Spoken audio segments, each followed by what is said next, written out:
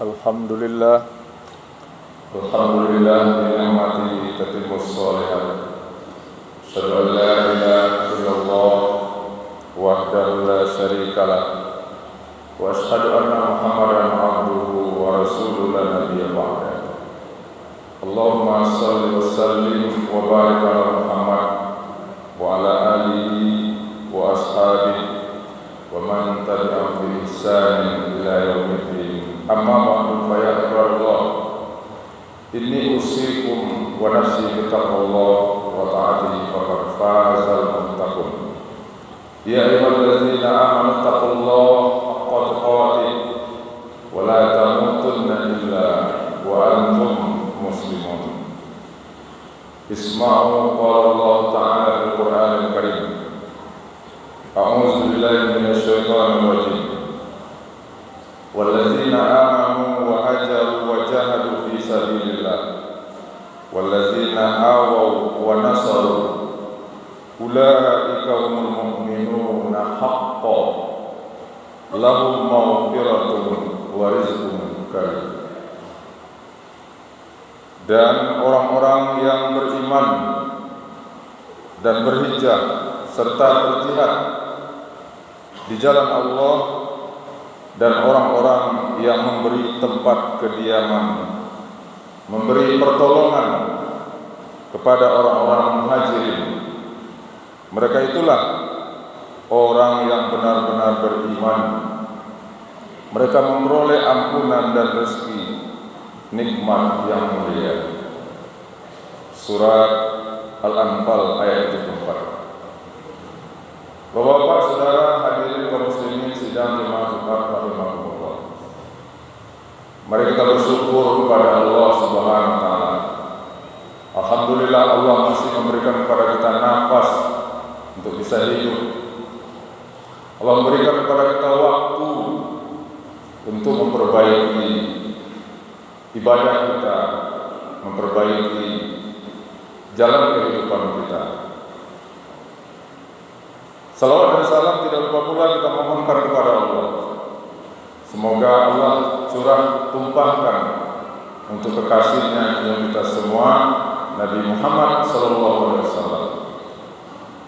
Dialah Rasul Nabi yang datang ke dunia ini membimbing dan mengajarkan kepada kita bagaimana kita mengenal Allah, ma'rifatullah, mengajarkan kepada kita tentang hukum-hukum kehidupan ini, dan mengajarkan kepada kita bagaimana akhlakul karimah. Masyaallah muslimin sidang Jumat rahimakumullah. Kita sudah berada di awal tahun baru Islam 1447, di mana tahun ini adalah tahun Hijriah, kepunyaan kita umat Islam. Banyak kemuliaan dan banyak sejarah yang terjadi pada tahun Hijriah ini. Maka sebagai seorang muslim ke depan, sebaiknya dia memulai, kalau dia mengeluarkan zakat, dihitung dari tahun, bulan, hari Hijriah. Masyaallah muslimin sidang Jumat rahimakumullah. Apa keutamaan dan apa yang harus kita lakukan ke depan dalam memasuki tahun baru Islam ini? Masyaallah muslimin sidang Jumat rahimakumullah. Yang pertama tentu bahwa tahun baru ini kita jadikan sebagai starting point, sebagai start pertama dimulai dari tahun baru ini. Bagaimana kita memulai kehidupan kita, memanfaatkan waktu yang ke depan kita tidak tahu berapa tahun, berapa bulan, berapa hari, jam kita akan hidup. Yang pasti kita sudah melewati masa lalu. Kitalah yang tahu dari 10 tahun, 30 tahun, 40 tahun, 50 tahun, 60 kita hidup. Kita yang tahu dan Allah yang tahu kebaikan apa yang sudah kita lakukan dan keburukan apa juga yang sudah kita perbuat. Yang sekarang kita berada pada masa sekarang, inilah menentukan akan masa depan kita. Dan ada masa depan, tetapi di antara masa depan yang pasti akan kita hadapi itu adalah, pertama adalah kematian. Masa depan yang pasti akan kita lalui adalah alam barzakh, hari berbangkit, kemudian berakhir nanti surga atau neraka. Maka oleh karena itu kaum muslimin penting dan tidak salah kalau kita mulai tahun ini dengan suasana yang betul-betul berubah dari tahun yang lalu. Di dalam sebuah riwayat dikatakan bahwa Nabi bersabda, "Maka yaumuhu khairan min amsihi fahuwa rabihun." Siapa, kata Nabi, kalau hari ini lebih baik daripada hari kemarin, maka itulah orang-orang yang beruntung. Wa man kana yaumuhu misla amsihi, barang siapa yang hari ini ke depan sama saja dengan hari kemarin, tidak ada peningkatan dari segi kualitas dan kuantitas kehidupan, maka kata Nabi, itu orang-orang yang maghbun, orang-orang tertipu dalam kehidupan. Tetapi yang kita takutkan, kata Nabi, adalah maka yaumuhu syarran min amsihi fahuwa mal'unun. Barang siapa yang hidupnya ke depan ini lebih buruk daripada hari yang kemarin, itu adalah manusia yang terkutuk dan terlaknat. Oleh karena itu kaum muslimin sidang jemaah Jumat rahimakumullah, tidak ada jalan bagi kita kecuali adalah bagaimana ke depan kita meningkatkan kualitas hidup kita. Apa yang harus kita tingkatkan ke depan? Pertama, pengetahuan kita terhadap agama Islam ini, kaum muslimin. Karena untuk menjadi seorang yang soleh baik, maka salah satu kuncinya adalah mengetahui akan dinul Islam. Tidak perlu setiap kita ini menjadi profesor, doktor di bidang agama kita ini, tetapi minimal sekurang-kurangnya hal-hal yang bersifat prinsip itu harus kita pelajari. Bagaimana kita semangat di dalam menuntut ilmu pengetahuan agama? Bayangkan kaum muslimin, kita diperintah oleh Allah untuk bersyukur, tetapi kita juga harus memahami, mengetahui apa itu syukur, bagaimana cara bersyukur, dan apa manfaat bersyukur. Kita diperintah oleh Allah untuk selalu tawakal dalam hidup ini. Yang tawakal itu apa? Tawakal itu bukan berarti tidak ada jalan, tapi tawakal itulah banyak jalan yang terbentang, tetapi kita memilih jalan yang dipilih oleh Allah Subhanahu wa Ta'ala. Kita disuruh oleh Allah dan Rasul kita yang tercinta agar kita sabar. Sabar itu apa? Harus kita pelajari. Apa manfaatnya kita sabar? Bagaimana cara kita sabar? Sabar adalah tahan diri. Diberi oleh Allah nikmat yang banyak, jangan gunakan nikmat itu untuk melampiaskan semua hawa nafsu kita. Sabar ketika menghadapi musibah, ujian dan cobaan. Sabar dalam menghadapi tantangan, gejolak, pengaruh-pengaruh yang negatif dalam kehidupan kita. Meskipun terkadang kita hanya sendiri di tempat sunyi, disitulah dibutuhkan kesabaran. Disuruh oleh Allah dan Rasul kita agar kita ridho. Kita tentu harus tahu kaum muslimin apa itu ridho. Ridho artinya adalah menerima pemberian ketentuan Allah Subhanahu wa taala tanpa ada komplain kepada Allah. Itu yang disebut dengan ridho.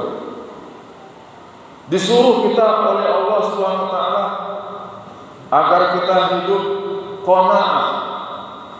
Yang qanaah itu apa? Tentu harus kita pelajari. Yang qanaah itu adalah bagaimana kita memanfaatkan nikmat Allah, rezeki sesuai dengan kebutuhan kita. Disuruh kita oleh Allah zuhud. Yang zuhud itu apa?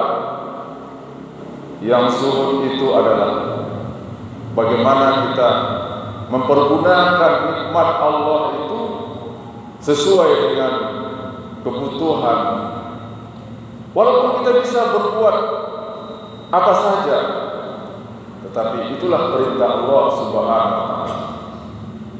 Semua itu kaum muslimin akan kita hadapi dalam kehidupan kita.